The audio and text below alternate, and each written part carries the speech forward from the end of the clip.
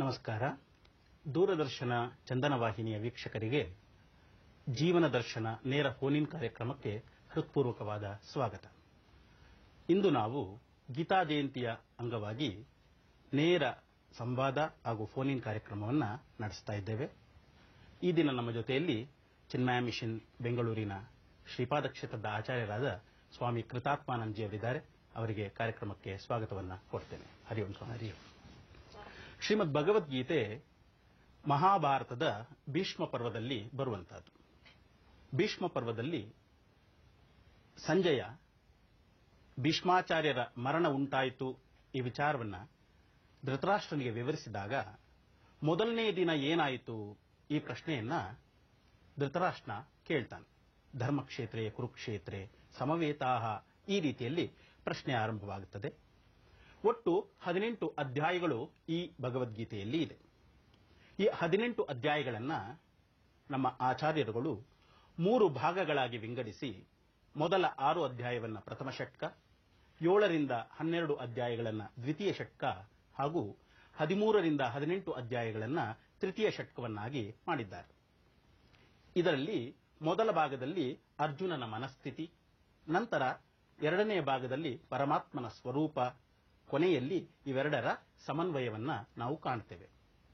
ಮೊದಲ 6 ಅಧ್ಯಾಯಗಳು ತ್ವಂ ಪದದ ವಿಚಾರವನ್ನ ತಿಳಿಸಿದರೆ, ನಂತರದ 6 ಅಧ್ಯಾಯಗಳು ತತ್ಪದದ ಒಂದು ವಿಶ್ಲೇಷಣೆಯನ್ನ ಮಾಡ್ತದೆ. ಕಡೆಯ 6 ಅಧ್ಯಾಯಗಳು ತತ್ವಂ ಅಸಿ ಈ ಒಂದು ಸಮನ್ವಯವನ್ನ ನಮಗೆ ತೋರಿಸುತ್ತದೆ. ಈ ದಿನ ನಾವು ಭಗವದ್ಗೀತೆಯ 7ನೇ ಅಧ್ಯಾಯವಾದಂತಹ ಜ್ಞಾನ ವಿಜ್ಞಾನ ಯೋಗ, ಈ ಜ್ಞಾನ ವಿಜ್ಞಾನ ಯೋಗವನ್ನ ಕುರಿತು ಒಂದು ಸಂವಾದವನ್ನ ಮಾಡ್ತೇವೆ. ಈ ಸಂವಾದದಲ್ಲಿ ಪೂಜ್ಯ ಸ್ವಾಮೀಜಿಯವರು ನಮ್ಮೊಡನೆ ಇದ್ದಾರೆ. ಅವರು ಆರಂಭದಲ್ಲಿ ಆ ಅಧ್ಯಾಯದ ಒಂದು ಸ್ವಲ್ಪ ಸಾರವನ್ನ ತಿಳಿಸಬೇಕು ಅಂತ ಪ್ರಾರ್ಥಿಸ್ತೇನೆ. ನಮಸ್ಕಾರ. ಹರಿ. ಗೀತೆಯ ಆರಂಭದ ಅಧ್ಯಾಯಗಳಲ್ಲಿ ಸಾಧಕನಿಗೆ ಕರ್ಮಯೋಗ, ಜ್ಞಾನಯೋಗ, ಸನ್ಯಾಸ ಯೋಗ, ಧ್ಯಾನ ಯೋಗ ಈ ರೀತಿಯ ಅನೇಕ ಸಾಧನೆಗಳನ್ನು ಕುರಿತು ಪರಮಾತ್ಮ ವಿವರಿಸ್ತಾನೆ.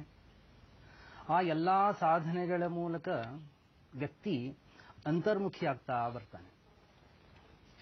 6ನೇ ಅಧ್ಯಾಯದ ತನಕವೂ ಕೂಡ ಒಳಗಡೆ ಬರೋದು ಹೇಗೆ, ಆ ಸಾಧನೆಗಳೇನು, ಮಾರ್ಗಗಳೇನು ಬಹಳ ವಿಸ್ತಾರವಾಗಿ ವಿವರಿಸಿದ್ದಾನೆ ಪರಮಾತ್ಮ. ಈ 7ನೇ ಅಧ್ಯಾಯದಲ್ಲಿ ಅವನ ವಿವರಣೆ ಹೇಗಿದೆ ನೋಡಿ. ವ್ಯಕ್ತಿ ಸಾಧನೆಯ ಮೂಲಕ ಒಳಗಡೆ ಬಂದಾಗ ಸರಿ, ಹಾಗಾದ್ರೆ ಹೊರಗಡೆ ಕಾಣ್ತಾ ಇರೋದೇನು, ಹೊರಗಡೆ ಏನು ಗೋಚರವಾಗ್ತಾ ಇದೆ, ಹಾಗಾದ್ರೆ ಹೊರಗಡೆ ಇದೆಲ್ಲ ಯಾವುದಿದು ಅಂತಕ್ಕಂಥ ಪ್ರಶ್ನೆಗಳು ಉದ್ಭವ ಆಗ್ತವೆ. ಅದಕ್ಕೆ ಪರಮಾತ್ಮ ಈ 7ನೇ ಅಧ್ಯಾಯವನ್ನು ಆರಂಭ ಮಾಡ್ತಾನೆ.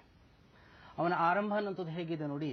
ಹೇ ಅರ್ಜುನ, ನನ್ನನ್ನ ಯಥಾರ್ಥವಾಗಿ ತತ್ವತಃ ಇದ್ದದ್ದನ್ನು ಇದ್ದಾಗೆ ನೀನು ತಿಳ್ಕೊಳ್ಬೇಕು. ಹಾಗಾದ್ರೆ ಈ 7ನೇ ಅಧ್ಯಾಯವನ್ನು ಹೇಳ್ತೀನಿ, ನೀನು ಕೇಳು.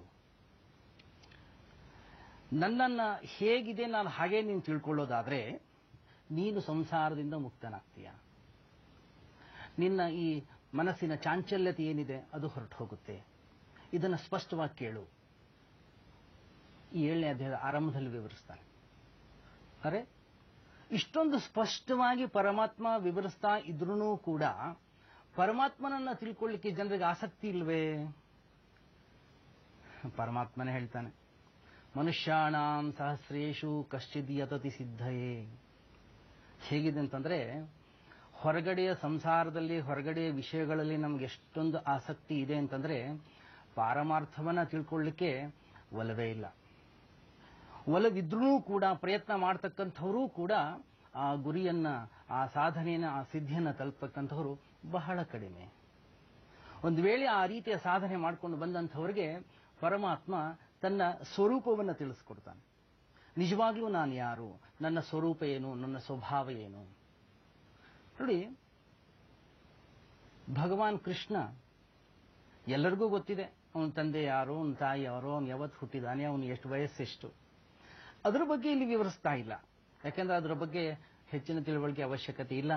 ನಮಗೆಲ್ಲರಿಗೂ ಕೂಡ ಗೊತ್ತಿದೆ. ಆದರೆ ಪರಮಾತ್ಮ ನಿಜವಾಗ್ಲೂ ನಾನು ಯಾರು, ನನ್ನ ಸ್ವಭಾವ ಏನು, ನನ್ನ ಸ್ವರೂಪವೇನು ಅದನ್ನು ತಿಳಿಸ್ಕೊಡ್ತಾ ಇದ್ದಾನೆ. ಅವನು ಹೇಳ್ಕೊಡ್ತಾ ಇದ್ದಾನೆ, ಇಲ್ಲಿ ಎರಡು ಪ್ರಕೃತಿಗಳಿವೆ, ಒಂದು ಅಪರಾ ಪ್ರಕೃತಿ, ಒಂದು ಪರಾ ಪ್ರಕೃತಿ. ಏನದು ಅಪರಾ ಪ್ರಕೃತಿ ಮತ್ತು ಪರಾ ಪ್ರಕೃತಿ? ನೋಡಿ, ಏನು ಕಣ್ಣಿಗೆ ಕಾಣ್ತಾ ಇದೆ ಪಂಚಮಹಾಭೂತಗಳು, ಏನು ಗೋಚರವಾಗ್ತಾ ಇದೆ ಇಂದ್ರಿಯ ಮನಸ್ಸು ಬುದ್ಧಿ ಅಹಂಕಾರ, ಇದೆಲ್ಲಕ್ಕೂ ಕೂಡ ಹೆಸರು ಅಪರಾ ಪ್ರಕೃತಿ.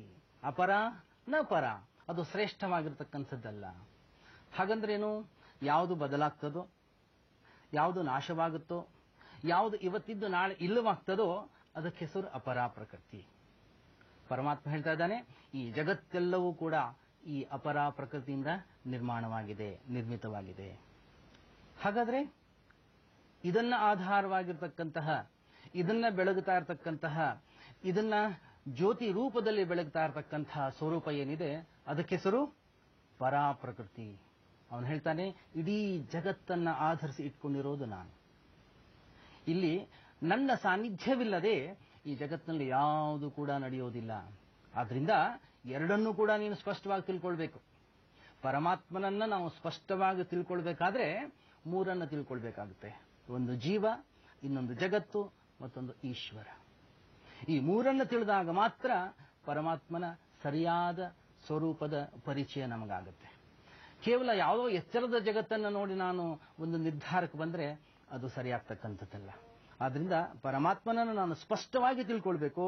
ಹಾಗಾದ್ರೆ ಪರಾ ಪ್ರಕೃತಿಯನ್ನು ನಾನು ತಿಳ್ಕೊಳ್ಬೇಕಾಗುತ್ತೆ, ಅಪರಾ ಪ್ರಕೃತಿಯನ್ನು ಕೂಡ ತಿಳ್ಕೊಳ್ಬೇಕಾಗುತ್ತೆ.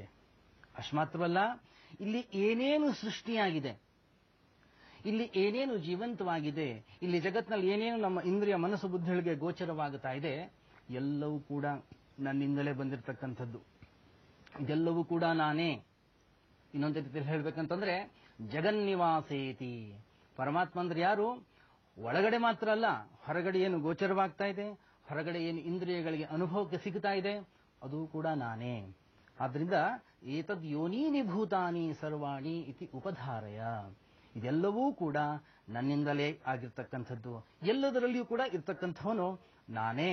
ಆದ್ರಿಂದ ಈ ಜಗತ್ತಿನ ಸೃಷ್ಟಿ, ಈ ಜಗತ್ತಿನ ಸ್ಥಿತಿ ಮತ್ತು ಈ ಜಗತ್ತಿನ ಲಯ ಅನ್ನೋಂಥದ್ದು ಏನಿದೆ ಅರ್ಜುನ, ಅದು ನಾನೇ. ಇದನ್ನ ಯಾವಾಗ ನೀನು ಸ್ಪಷ್ಟವಾಗಿ ತಿಳಿತೀಯಾ, ಏನಾಗುತ್ತೆ? ಜ್ಞಾನ ವಿಜ್ಞಾನವಾಗುತ್ತೆ, ಆ ವಿಜ್ಞಾನ ನಿನ್ನ ಅನುಭವ ಗಮ್ಯವಾಗುತ್ತೆ. ಈ ರೀತಿಯಲ್ಲಿ ಪರಮಾತ್ಮನ ಈ ಒಂದು ತನ್ನ ಸ್ವರೂಪದ ಪರಿಚಯವನ್ನ ಮಾಡಿಕೊಡ್ತಾ ಇದ್ದಾನೆ. ಇದೇ ಅಧ್ಯಾಯದ ಮುಂದುವರೆದ ಭಾಗದಲ್ಲಿ ಪರಮಾತ್ಮ ಪರಾಪ್ರಕೃತಿ ಮತ್ತೆ ಅಪರಾಪ್ರಕೃತಿ ಅನ್ನುವಂತಹದನ್ನ ವಿವರಿಸಿ ಆದ ಮೇಲೆ, ಪರ ಅಂದ್ರೆ ಕಣ್ಣಿಗೆ ಕಾಣಿಸುವಂತಹದ್ದು, ಅಪರ ಅಂದ್ರೆ ನನ್ನ ಈ ಅಷ್ಟ ಪಂಚಮಹಾಭೂತಗಳು ಏನಿದೆ, ಬುದ್ಧಿ ಅಹಂಕಾರ ಇವೆಲ್ಲ ಏನಿದೆ, ಇವೆಲ್ಲವೂ ಅಪರಾಪ್ರಕೃತಿ. ಡಿ ವಿ ಜಿಯವರು ಬಹಳ ಸೊಗಸಾಗಿ ಹೇಳ್ತಾರೆ, ಕಣ್ ತೆರೆದು ನೋಡು ಚಿತ್ ಸತ್ವ ಮೂರ್ತಿಯ ನೃತ್ಯ, ಕಣ್ಮುಚ್ಚಿ ನೋಡು ನಿಶ್ಚಲ ಶುದ್ಧ ಸತ್ವ. ಕಣ್ಣು ಮುಚ್ಚಿದಾಗ ಯಾವ ಒಂದು ಶುದ್ಧ ಚೈತನ್ಯ ಇದೆಯೋ ಅದೇ ಪರಮಾತ್ಮನ ಪರಾಪ್ರಕೃತಿ. ಈ ಪಂಚಮಹಾಭೂತಗಳು ಏನೆಲ್ಲ ಇದೆ, ಇದೇ ಅಪರಾಪ್ರಕೃತಿ. ಆ ಪರಾಪ್ರಕೃತಿಯನ್ನ ವಿವರಿಸ್ತಾ ಹೇಳ್ತಾನೆ, ಮತ್ತ ಪರತರಂ ನಾಣ್ಯತ್ ಕಿಂಚಿದಸ್ತಿ ಧನಂಜಯ. ಹೇ ಧನಂಜಯ, ಹೇ ಅರ್ಜುನ, ನನ್ನ ಬಿಟ್ರೆ ಈ ಜಗತ್ತಿನಲ್ಲಿ ಬೇರೆ ಏನೂ ಇಲ್ಲ. ಬಹಳ ಸುಂದರವಾದಂತಹ ಒಂದು ದೃಷ್ಟಾಂತವನ್ನ ಕೊಡ್ತಾನೆ. ಸೂತ್ರೇ ಮಣಿಗಣ ಇವ. ಈ ಮಣಿಗಳು ಹೇಗೆ ಒಂದು ದಾರದಿಂದ ಪೋಣಿಸಲ್ಪಟ್ಟಿದೆಯೋ ಹಾಗೆ ಇಡೀ ಜಗತ್ತು, ಇಡೀ ಜೀವಿಗಳು ಅನ್ನುವಂತಹದ್ದು ಆ ದಾರ ಅನ್ನುವಂತಹ ಪರಮಾತ್ಮನಿಂದ ಪೋಣಿಸಲ್ಪಟ್ಟಿದೆ. ಇವಾಗ ಒಂದು ಪ್ರಶ್ನೆ ಬರಬಹುದು, ದಾರ ಬೇರೆ ಮತ್ತೆ ಮಣಿಗಳು ಬೇರೆ ಅಲ್ವಾ? ಸಂತ ಜ್ಞಾನೇಶ್ವರ ಮಹಾರಾಜರು ಭಗವದ್ಗೀತೆಯ ಮೇಲೆ ಮರಾಠಿಯಲ್ಲಿ ಬರೆದಿರುವಂತಹ ಜ್ಞಾನೇಶ್ವರಿಯಲ್ಲಿ ಬಹಳ ಸೊಗಸಾಗಿ ಹೇಳ್ತಾರೆ. ಇದು ಎಷ್ಟು ಆನಂದದಾಯಕವಾಗಿದೆ ಅಂದ್ರೆ, ಹೇಳ್ತಾರೆ ಜ್ಞಾನೇಶ್ವರ ಮಹಾರಾಜರು, ಇಲ್ಲಿ ವಿಚಿತ್ರ ಏನಂದ್ರೆ ದಾರವೂ ಕೂಡ ಬಂಗಾರದ್ದೇ, ಮಣಿಗಳೂ ಕೂಡ ಬಂಗಾರದ್ದೇ. ಕೇವಲ ನಾಮ ಮತ್ತೆ ರೂಪದಲ್ಲಿ ಮಾತ್ರ ವ್ಯತ್ಯಾಸ ಇದೆ. ಆ ಪರಮಾತ್ಮ ತತ್ವ ಅನ್ನುವಂತಹದ್ದೇ ನಮಗೆ ವಸ್ತುವಿನ ರೂಪದಲ್ಲಿ ಅಪರಾಪ್ರಕೃತಿಯಲ್ಲಿ ಕಾಣಿಸ್ತಾ ಇದೆ. ಹಾಗೆ ನನ್ನಲ್ಲಿ ಚೈತನ್ಯದ ರೂಪದಲ್ಲಿ ಪರಾಪ್ರಕೃತಿಯಾಗಿ ಕಾಣಿಸ್ತಾ ಇದೆ. ಅದನ್ನ ಪರಮಾತ್ಮ ಹೇಳ್ತಾನೆ, ಬುದ್ಧಿವಂತರಲ್ಲಿರುವಂತಹ ಬುದ್ಧಿ ನಾನು. ಇಡೀ ಜಗತ್ತಿಗೆ ಬೀಜ, ಮೂಲಭೂತ ಏನೊಂದು ಸನಾತನ ಬೀಜ ಇದೆ, ಅದು ನಾನು ಅಂತ ಹೇಳ್ತಾನೆ. ಭೂಮಿಯಲ್ಲಿರುವಂತಹ ಪುಣ್ಯವಾದಂತಹ ಗಂಧ ನಾನು, ಬಲವಂತರಲ್ಲಿರುವಂತಹ ಬಲ ನಾನು. ಅಷ್ಟು ಮಾತ್ರ ಅಲ್ಲ, ಸಾತ್ವಿಕ ಭಾವ ಅನ್ನುವಂಥದ್ದೇನಿದೆ, ರಜೋಗುಣ ಅನ್ನುವಂಥದ್ದೇನಿದೆ, ತಮೋಗುಣ ಅನ್ನುವಂಥದ್ದೇನಿದೆ, ಇವೆಲ್ಲವೂ ಸೇರಿದರೆ ಏನೊಂದು ಪ್ರಕೃತಿ ಆಗ್ತದೆ, ಅದು ಕೂಡ ನಾನೇ ಅಂತ ವಿವರಿಸ್ತಾನೆ. ಆದ್ರಿಂದ ಪರಮಾತ್ಮನನ್ನ ಬಿಟ್ರೆ ಬೇರೆ ಏನೂ ಇಲ್ಲ. ಆದ್ರಿಂದಾನೇ ಇದರ ವಿಸ್ತಾರ ಭಗವದ್ಗೀತೆಯ 10ನೇ ಅಧ್ಯಾಯದಲ್ಲಿ ವಿಭೂತಿ ಯೋಗದಲ್ಲಿ ನಾವು ನೋಡ್ತೇವೆ. ಅಲ್ಲಿ ಪರಮಾತ್ಮ ಹೇಳ್ತಾನೆ, ಬೆಟ್ಟಗಳಲ್ಲಿ ಹಿಮಾಲಯ ನಾನು, ಹೇ ಅರ್ಜುನ ಪಾಂಡವರಲ್ಲಿ ಧನಂಜಯ ನೀನೇ ನಾನು ಅಂತ ವಿವರಿಸ್ತಾನೆ. ಹೀಗೆ ವಿವರಿಸ್ತಾ ಈ 7ನೇ ಅಧ್ಯಾಯದಲ್ಲಿ ನಂತರ ಪರಮಾತ್ಮ ಆ ಒಂದು ಮಾಯೆಯ ವಿಚಾರ ಅನ್ನುವಂಥದ್ದನ್ನ ತರ್ತಾನೆ. ಸ್ವಾಮೀಜಿಯವರು ಆ ಮಾಯೆಯ ವಿಚಾರ ಅನ್ನುವಂಥದ್ದನ್ನ ತಿಳಿಸ್ಕೊಡ್ಬೇಕು ಅಂತ ಪ್ರಾರ್ಥಿಸ್ತೇನೆ. ಪರಮಾತ್ಮ ಇಷ್ಟು ಸ್ಪಷ್ಟವಾಗಿ ತನ್ನ ಸ್ವರೂಪವನ್ನ ನಮ್ಮ ಮುಂದೆ ಇಟ್ಟರೂ ಕೂಡ ಆಶ್ಚರ್ಯ ಅಂತಂದ್ರೆ ನಮಗೆ ಪರಮಾತ್ಮನ ಸ್ವರೂಪದ ಪರಿಚಯ ಆಗೋದಿಲ್ಲ. ಯಾಕೆ? ಹೊರಗಡೆ ಕಾಣ್ತಾ ಇರ್ತಕ್ಕಂಥವನು ಅವನೇ, ಒಳಗಡೆಗೆ ಬೆಳಗುತ್ತಾ ಇರ್ತಕ್ಕಂಥ ಶುದ್ಧ ತತ್ವವೂ ಕೂಡ ಅವನೇ. ಇಷ್ಟು ಸ್ಪಷ್ಟವಾಗಿ ಶ್ರುತಿ ನಮಗೆ ಹೇಳ್ತಾ ಇದ್ರೂ ಕೂಡ ನಮ್ಗೆ ಅರ್ಥವಾಗ್ತಾ ಇಲ್ಲ. ಯಾಕೆ ಅರ್ಥವಾಗ್ತಾ ಇಲ್ಲ? ಸಮಸ್ಯೆ ಏನು ಹಾಗಾದ್ರೆ? ಪರಮಾತ್ಮನ ಹೇಳ್ತಾನೆ ಇಲ್ಲಿ ನಮ್ಮ ಸ್ಪಷ್ಟತೆಗೆ ಬರ್ತಾ ಇಲ್ಲ. ಯಾಕೆ ಅಂತಂದ್ರೆ ಪರಮಾತ್ಮನ ಒಂದು ಶ್ಲೋಕವನ್ನೇ ನಾನು ನೋಡೋದಾದ್ರೆ, ಮಾಯೆ ಅನ್ನುವಂಥದ್ದು ನಮ್ಮ ಅಂತಃಕರಣವನ್ನು ಆವರಿಸ್ಕೊಂಡ್ಬಿಟ್ಟಿದೆ. ಮಾಯೆಯಿಂದಾಗಿ ಏನಿದೆ ವಸ್ತು ಇದ್ದದ್ದನ್ನು ಇದ್ದ ಹಾಗೆ ನಮ್ಮ ಕೈಲಿ ನೋಡ್ಲಿಕ್ಕೆ ಆಗ್ತಾ ಇಲ್ಲ. ಅಥವಾ ಇನ್ನೊಂದು ರೀತಿಯಲ್ಲಿ ಹೇಳೋದಾದ್ರೆ, ಇರುವಂತಹ ವಸ್ತುವನ್ನ ಇನ್ನೊಂದು ರೀತಿಯಾಗಿ ನೋಡ್ತಾ ಇದ್ದೀವಿ ನಾವು. ವಸ್ತುವಿನ ಸ್ಪಷ್ಟತೆ ನಮಗಿಲ್ಲ. ಏನಾಗಿದೆ? ಯಾಕೆ ಈ ರೀತಿಯಲ್ಲಿ ಗೋಚರವಾಗ್ತಾ ಇದೆ? ಯಾಕೆಂದ್ರೆ ನನ್ನ ಅಂತಃಕರಣ ತ್ರಿಗುಣಗಳಿಂದ ಆವೃತವಾಗಿದೆ.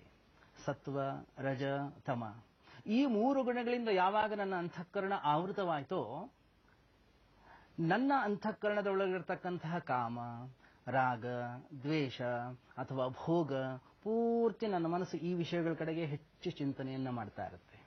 ಯಾವಾಗ ನನ್ನ ಮನಸ್ಸು ವಿಷಯ ಚಿಂತನೆಯನ್ನ ಮಾಡ್ತಾ ಇದೆಯೋ, ಪರಮಾತ್ಮನನ್ನು ನೋಡೋದೆಲ್ಲಿ? ಪರಮಾತ್ಮನ ಕಡೆಗೆ ಗಮನ ಹರಿಸೋದೆಲ್ಲಿ ಹೇಳಿ ನಾವು? ಆದ್ರಿಂದ ಈ ದೈವೀ ಹೇಷಾ ಗುಣಮಯೀ ಮಮ ಮಾಯಾ ದುರತ್ಯಯ ಅಂತ ಹೇಳ್ತಾನೆ ಪರಮಾತ್ಮ. ಈ ಮಾಯನ್ನ ದಾಟೋದೇನಿದೆ, ಈ ಮಾಯನ್ನ ದಾಟಿ ಪರಮಾತ್ಮನನ್ನ ಕಾಣುವಂಥದ್ದು ಏನಿದೆ ಅಥವಾ ಮುಕ್ತಿಯನ್ನು ಪಡೆಯೋದು ಅನ್ನುವಂಥದ್ದು ಏನಿದೆ, ಅದು ಬಹಳ ಕ್ಲಿಷ್ಟ ಅಂತ. ಬಹಳ ಕಷ್ಟ ಅಂತಂದ್ರೆ ಇಲ್ಲಿ ಯಾರೋ ಶತ್ರುಗಳು ನಿಂತ್ಕೊಂಡಿದ್ದಾರೆ, ಇನ್ನೇನೋ ಆಯುಧಗಳನ್ನ ಇಟ್ಕೊಂಡು ನಿಂತಿದ್ದಾರೆ, ಅಲ್ಲ, ಖಂಡಿತವಾಗಿಯೂ ಅಲ್ಲ. ಮತ್ತೆ ನನ್ನ ಇಂದ್ರಿಯಗಳನ್ನ, ನನ್ನ ಮನಸ್ಸು ಬುದ್ಧಿಯನ್ನ ನನ್ನ ಹತೋಟಿಯಲ್ಲಿ ಇಟ್ಕೊಳ್ಳುವಂಥದ್ದು ಏನಿದೆ, ಅದು ಬಹಳ ಕಷ್ಟ. ಎಲ್ಲಿ ತನಕ ನನ್ನ ಅಂತಃಕರಣ ಹೊರಗಡೆ ವಿಷಯ ವಸ್ತುಗಳ ಕಡೆಗೆ ಹರಿತಾ ಇರುತ್ತೋ, ಆವಾಗ ಪರಮಾತ್ಮನೇ ಹೇಳ್ತಾನೆ ಏನಂದ್ರೆ ದುಷ್ಕೃತಿನಃ. ಯಾಕೆ? ಮೂಢಾಹ ನರಾಧಮಾಹ. ಯಾಕೆಂತಂದ್ರೆ ಪರಮಾತ್ಮನ ಕಡೆಗೆ ಒಲವಿಲ್ಲ ನಮ್ಗೆ. ನಮ್ಗೆಲ್ಲ ಒಲವಿರೋದು ಜಗತ್ತಿನ ಕಡೆಗೆ, ವಸ್ತುಗಳ ಕಡೆಗೆ.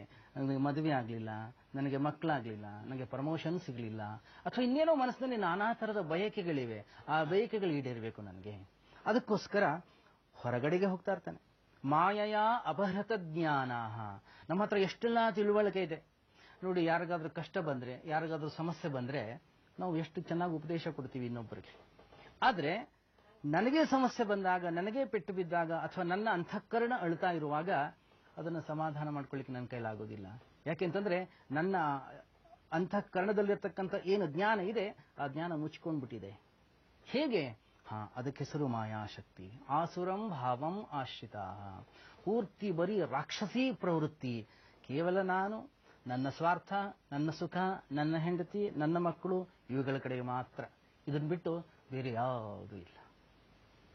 ಹಾಗಾದ್ರೆ ಪರಮಾತ್ಮನ ಭಜಿಸೋರು ಯಾರು ಇಲ್ವೇ ಇಲ್ವಾ? ಎಲ್ಲರೂ ಕೂಡ ವಿಷಯಗಳನ್ನು ಭಜಿಸ್ತಕ್ಕಂಥವರೇ ಇದ್ದಾರೆ ಇಲ್ಲಿ.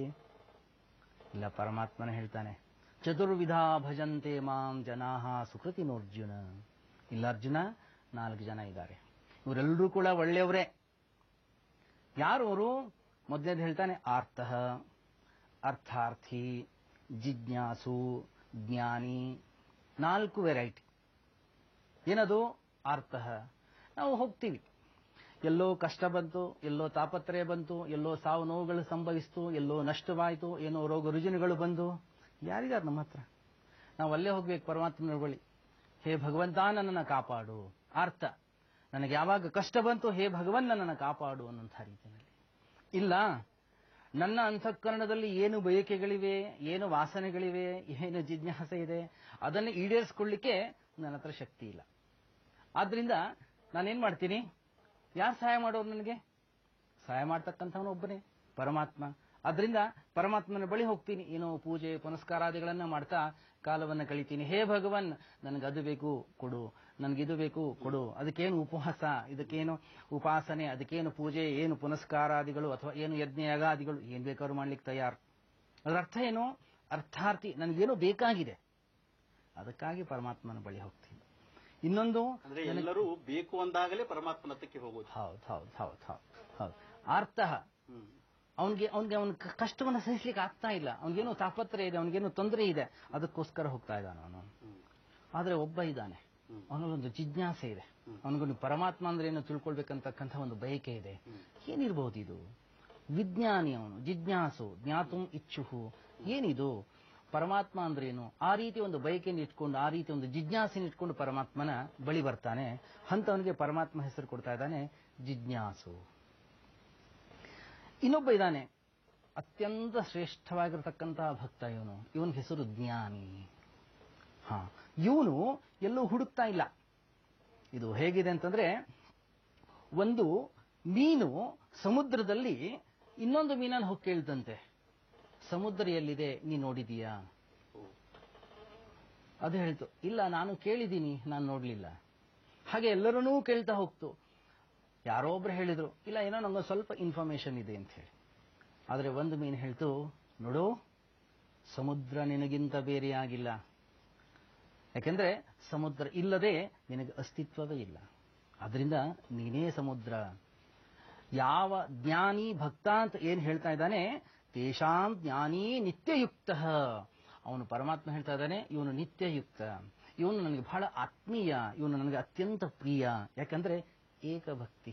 ಯಾಕೆಂದ್ರೆ ಅವನು ಪರಮಾತ್ಮನನ್ನಿಟ್ಟು ಆಚೆ ಹೋಗ್ತಾ ಇಲ್ಲ, ಇನ್ನೊಂದರ ಕಡೆಗಿಲ್ಲ, ಅವನ ಲಕ್ಷ್ಯ ವಿಷಯಗಳ ಕಡೆಗಿಲ್ಲ. ಅದರಿಂದ ಪರಮಾತ್ಮನೇ ಹೇಳ್ತಾನೆ, ಪ್ರಿಯ ಜ್ಞಾನಿನಃ ಅತ್ಯರ್ಥಂ ಅಹಂ. ಹೇ ಅರ್ಜುನ, ಈ ಜ್ಞಾನಿ ಅಂತಕ್ಕಂಥವನೇನಿದ್ದಾನೆ, ಇವನು ನನಗೆ ಬಹಳ ಆತ್ಮೀಯ, ಬಹಳ ಪ್ರೀತಿ. ಜ್ಞಾನಿ ಅನ್ನುವಂಥವನು ಪರಮಾತ್ಮನಿಗೆ ತುಂಬಾ ಪ್ರೀತಿ. ಹೌದು ಹೌದು ಹೌದು ಹೌದು.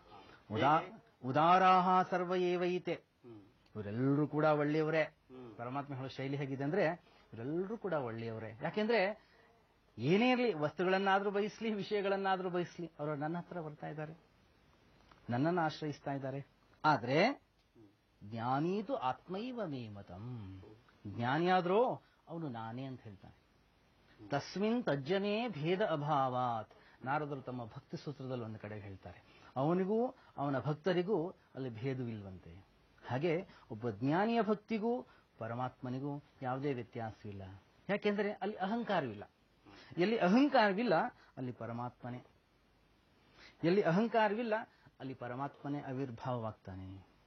ಆದರೆ ಈ ಜ್ಞಾನಿಯ ಭಕ್ತಿ ಅನ್ನುವುದು ಏನು ಪ್ರಾಪ್ತಿಯಾಗೋದೇನಿದೆಯಲ್ಲ, ಅದು ಅಷ್ಟೊಂದು ಸರಳವಿಲ್ಲ.